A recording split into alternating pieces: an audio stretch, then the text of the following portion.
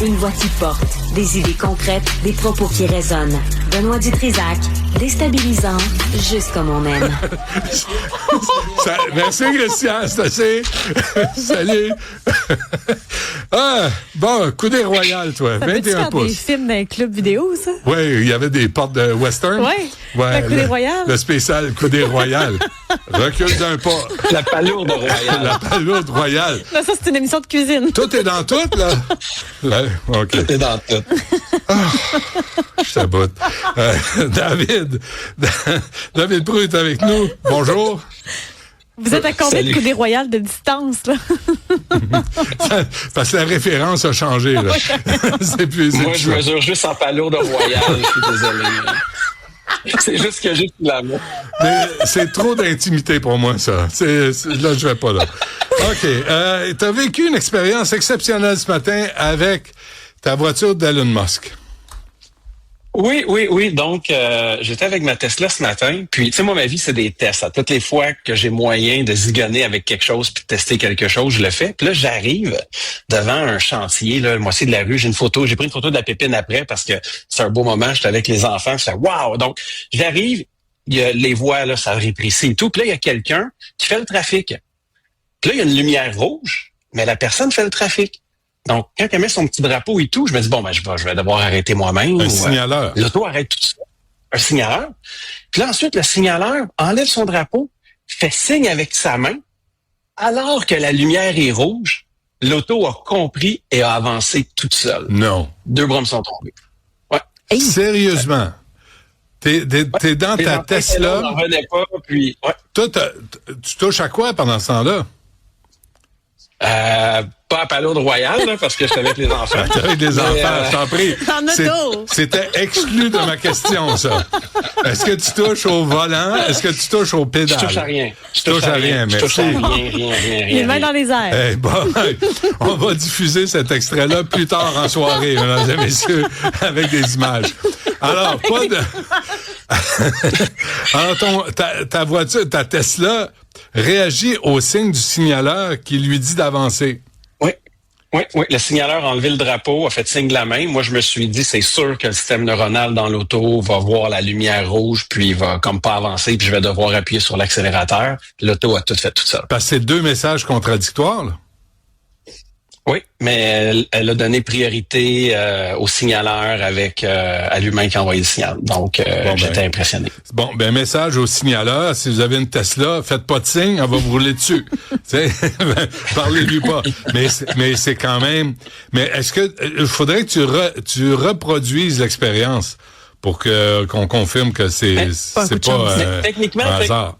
Techniquement, je comprends comment ça s'est fait. Donc, l'idée, c'est qu'avec toutes les informations qui sont captées par Tesla, donc le jeu d'apprentissage qu'ils ont, donc le jeu de données, ouais.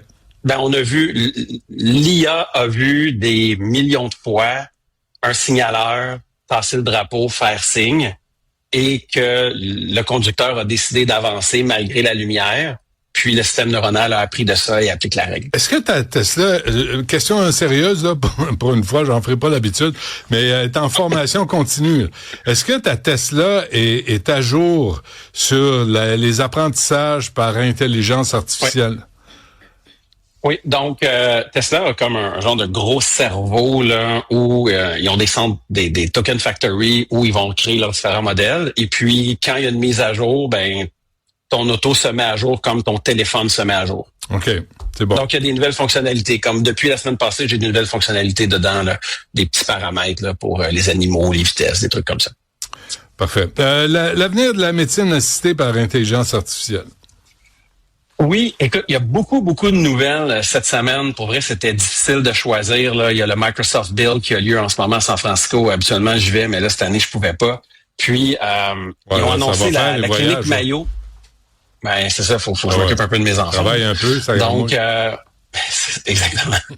Donc, la clinique Mayo, en fait, je veux même dédier ça à Anthony. Anthony, c'est un nouvel ami qui tripe sur la MedTech, tout ce qui est médecine et technologie. Donc, la clinique Mayo, meilleure clinique au monde, en partenariat avec Microsoft, ont fait un modèle où ils ont pris l'expertise de leurs médecins, les dernières recherches, tout au bout des doigts, là, pour permettre à leurs médecins d'avoir des de se faire challenger défis dans leur diagnostic.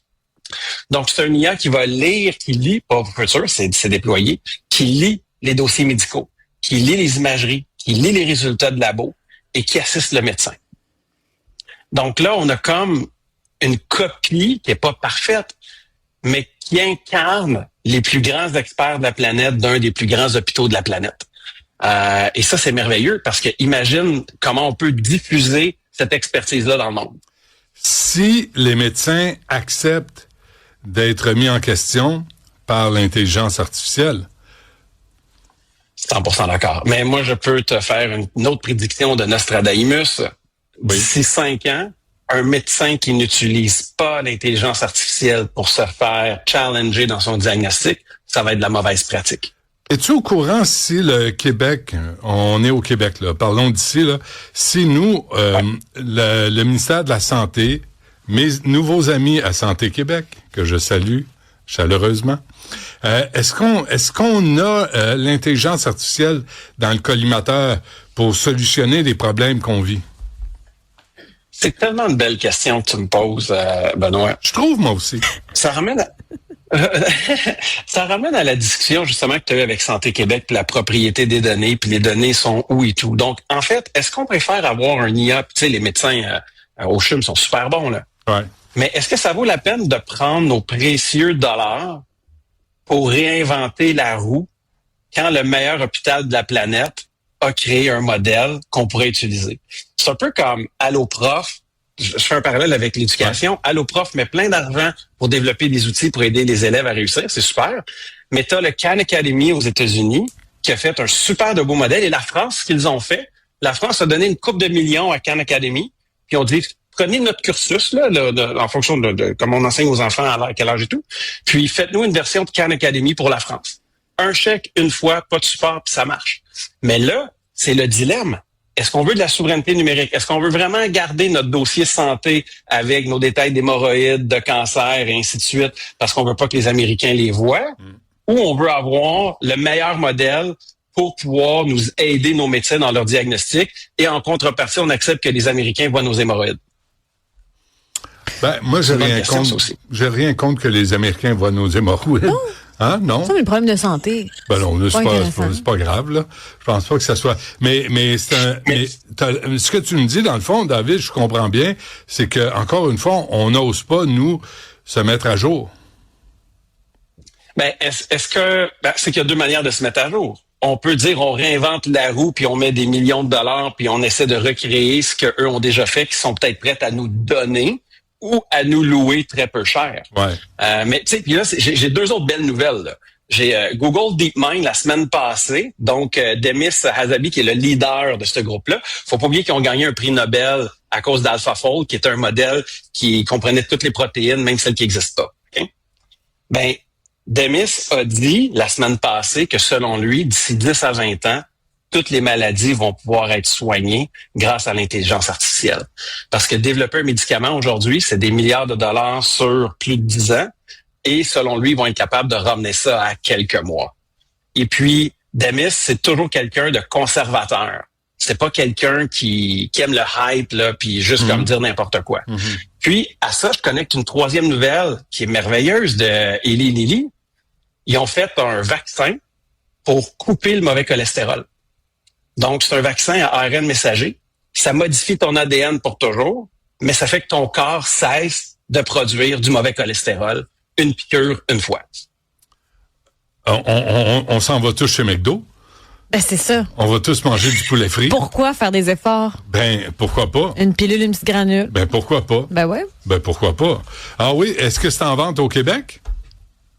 Là, ils sont à l'étape des tests et tout, puis là, ils sont rendus, comme ils l'ont découvert, ils l'ont annoncé, okay. Puis là, ils suivent le processus là, de la FDA aux États-Unis, là, qui est l'équivalent de Santé Canada ici. Ouais, là, j'en connais une gang qui vont dire oui, je vais prendre le vaccin tout à coup. Hein?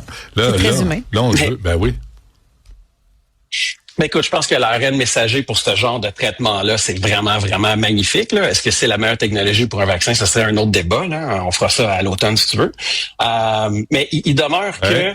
c'est vends pas la peau de l'ours. On peut faire ça demain. Ah, t'as raison, je suis peut-être pas là. Ouais, si tu veux le faire, fais-le avant vendredi. Il n'y a rien de sûr en ce bas monde.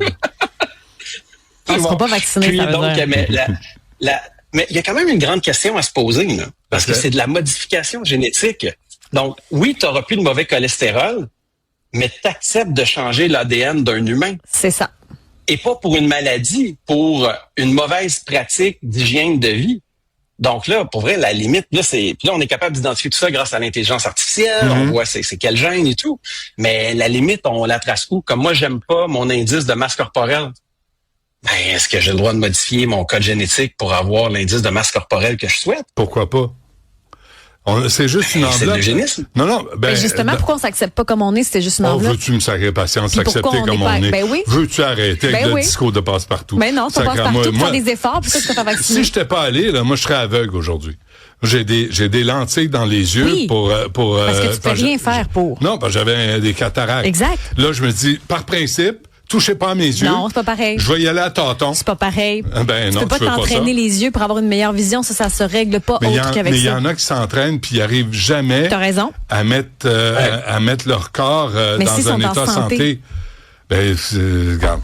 Non, moi, le discours, là, Dominique Michel m'avait répondu là-dessus au Franc-Tireur. Elle disait, hey, la chirurgie esthétique, c'est pas pour les chiens. Ben non, mais c'est fait correct. Que si tu le sens, puis t'en as besoin, puis ça te fait du bien. C'est correct. Hey, fais donc ce que tu veux avec ton corps. Tu fais ce que tu fais avec ton corps. Ouais. Mais les vaccins, je sais pas. C'est pareil.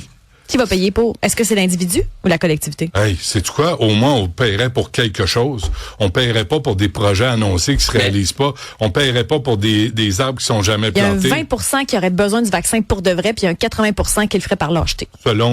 Selon un chiffre dans les airs. Tu vois, une autre approche très scientifique de l'actualité grâce à Isabelle Perron. Merci beaucoup. Y a-t-il autre chose? Oui. Vas-y. Mais ce que je veux dire, c'est cette approche-là de la médecine, ce qui est beau, c'est que c'est une fois. Donc, c'est fini le temps où on est client d'un médicament pour toujours. Ben oui. Et c'est l'avenir de la médecine, et ça appuyé par l'intelligence artificielle. Donc, le futur est beau. Là. OK. Le fauteur de troubles en chef, David Proulx. Merci. On se reparle demain. À demain.